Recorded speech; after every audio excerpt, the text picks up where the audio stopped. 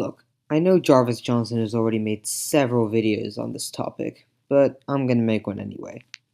So, there are a few channels that have started to take over the YouTube homepage recently.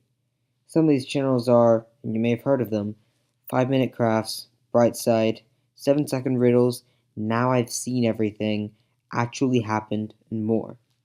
These channels have all gained massive amounts of attention over the past few years, and 5 Minute Crafts in particular is the third most subscribed YouTube channel.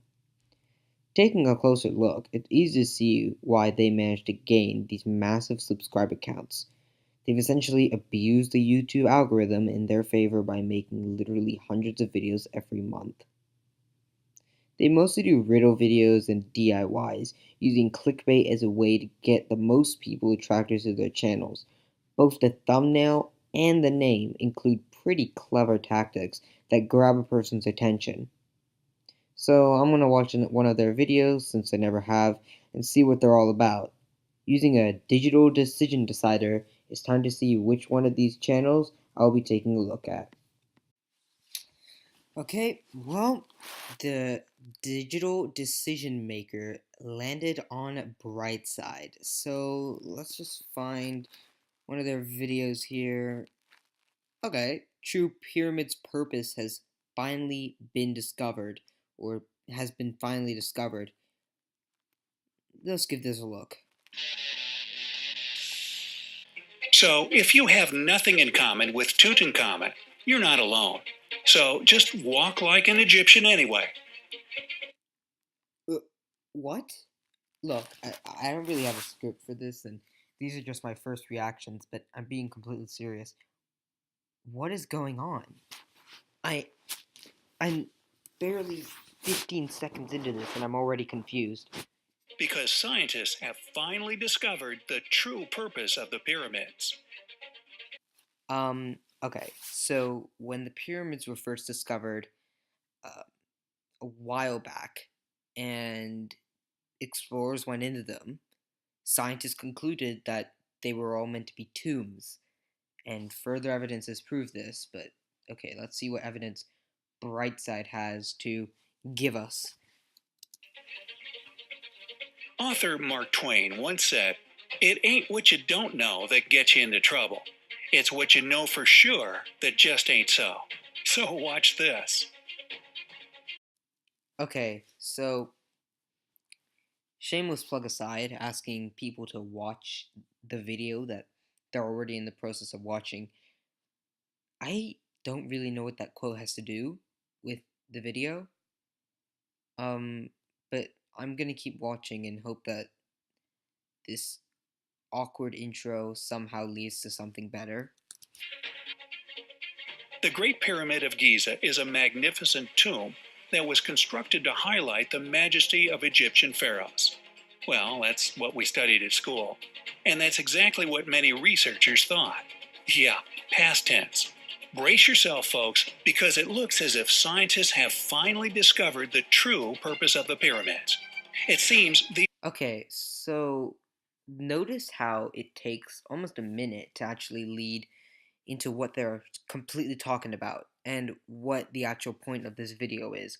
They overhype the topic of this video in order to continue to pull in viewers and make sure that they watch all 12 minutes and 21 seconds of this thing. It's just, hidden tactics, I guess. these mysterious and unique structures, built with incredible mathematical precision, might have had a function that was a far cry from burying the dead.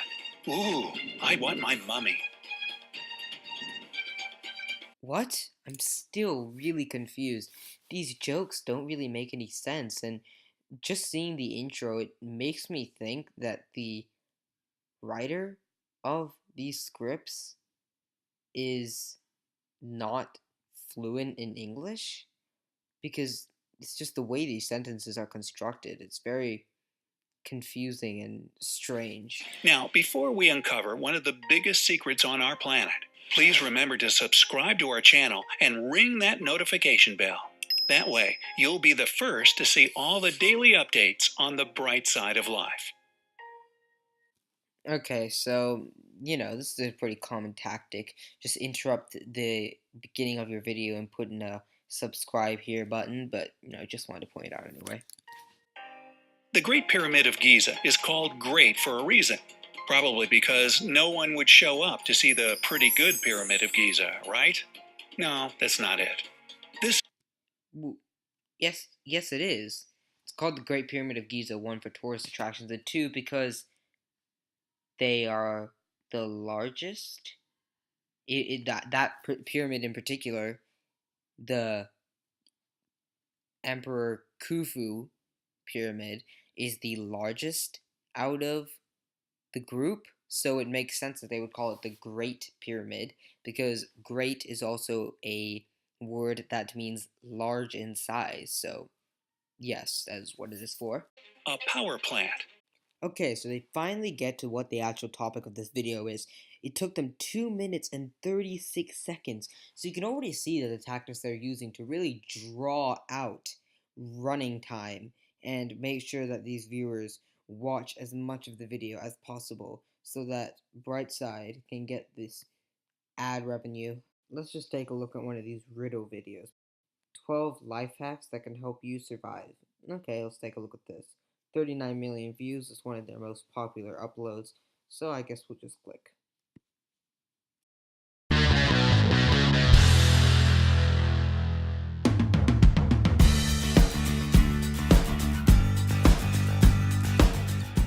"12 life hacks that can help you survive."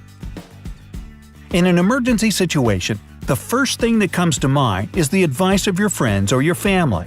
However, sometimes even the most well-known and popular recommendations turn out to be wrong and harmful. Did you know applying ice to a bruise is not the best idea?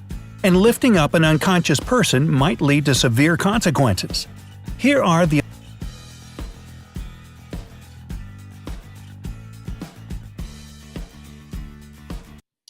Okay, so I thought at first that my computer was glitching out or something, but I checked over the video again, and yes, the audio of the narrator just straight up cuts out during the intro.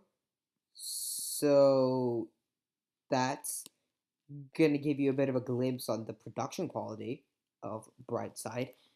And along with that, some of these are really random. I mean, applying ice to a bruise is very different from lifting up an unconscious person. I mean, technically, when you're sleeping, you're unconscious, so I'm not really sure about the specifications of this video. 12 dealing with a foreign object in the eye. Okay, so another thing is that when they recorded this, they seem to have completely cut it off somehow, and it just says 12 as if we was about to say something further, and then it just goes completely mute. So, just gonna point that out. First things first, if there's something in your eye like a piece of glass, don't do anything yourself. Have someone drive you to the hospital. This is pretty obvious information. If you have a piece of glass stuck in your eye, you're not going to go poking around your eye, moving around the glass, possibly, hurting yourself even further. It's pretty common advice to call 911 or, whatever number of the emergency services that there are in your country and get help immediately from a trained professional. This is just pretty obvious stuff, and at the beginning of the video, Brightside specifically said that common advice isn't going to work here, but this seems like pretty common advice to me. The object is just an eyelash. Then don't forget to wash your hands before you do anything. Try to locate the eyelash by looking in a mirror. Blink to make your tears wash the eyelash out. Once the object is in the corner of your eye, take a wet piece of cloth and use it to remove the eyelash. Number 11. Applying ointments to a wound.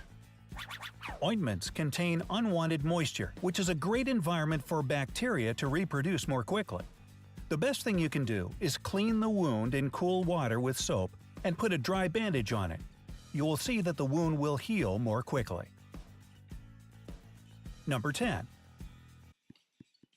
Once again, this is pretty common advice.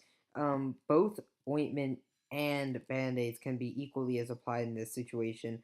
Although I haven't really done as much heavy research as I'm sure Brightside has done, I can definitely somewhat guarantee that ointment is probably good in some situations and band-aids goods in others. It's not necessarily black or white, as Brightside is making it out to be.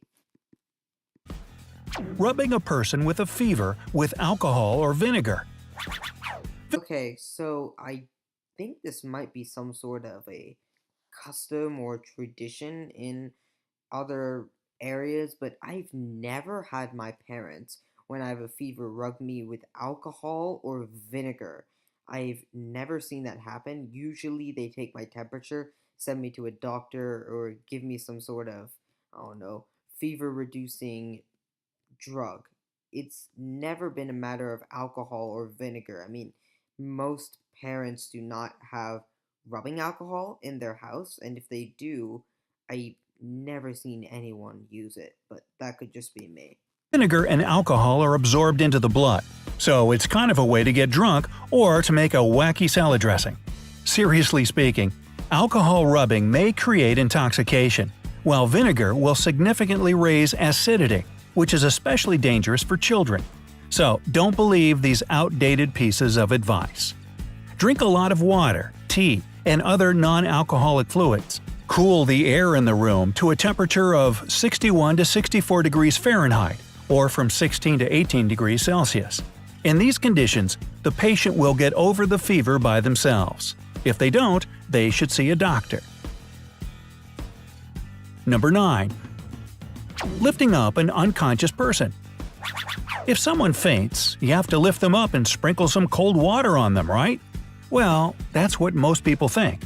Like this video if you thought so. Okay, so I'm just gonna point out that completely shameless plug and his, variation pitch in his voice when he said, like this video if you thought so. To be honest, if somebody's in a dangerous situation, they're unconscious, they fainted, it's a fire, it's a dangerous situation, you definitely want to lift them up and get them out of that situation. Obviously, if you're untrained to do so or clearly are not capable for it, then don't do it. It doesn't necessarily apply to all situations. Once again, Brightside is being very black and white with these videos. Person up will only aggravate the spasm. What you should do is lift their legs up, unbutton any tight pieces of clothing, and don't let them stand up right after they come around. After they regain consciousness, don't let them drink coffee or energy drinks that many people love. Caffeine will only lead to dehydration. Number 8. Treating burns with butter or sour cream. Many people believe that this method is effective only because it relieves pain. But why do butter and sour cream make you feel better? The thing is, we keep them in the fridge, so when we put them on a burn, they're cold. The danger is, though, that butter and sour cream dry your skin and disrupt thermal exchange. This results in heat having nowhere to go but deeper into the skin, causing even more damage. What you should do is hold your hand in the cool water for 15 minutes. 15 minutes? Okay, look, depending on how severe the burn is, 15 minutes can seem like a reasonable amount of time. But just for, I don't know, a hot glue burn or something, I've never seen anybody use butter. I've never seen anybody use sour cream. All of these ideas seem not only heavily outdated, but just non existent in most places. This is pretty common knowledge that is taught in most schools and on is found on a majority of websites. In fact, if I looked it up, I could probably find a similar list on a website. So it doesn't seem like these so-called life hacks are helping in any way. Well, even though I didn't cover all of those videos, I still hope I showed you a little bit of what Brightside's content is like. As you can see, the channel is very clickbaity along with its partners 5-minute crafts, etc. And to be honest, all of these accounts and channels are run by the same company, so I'm really not surprised at this point. Anyways, if you enjoyed the video, be sure to leave a like, subscribe, and a comment. If you want me to do a part 2, be sure to leave a suggestion down below. Thank you, and once again, I'm the Colossus.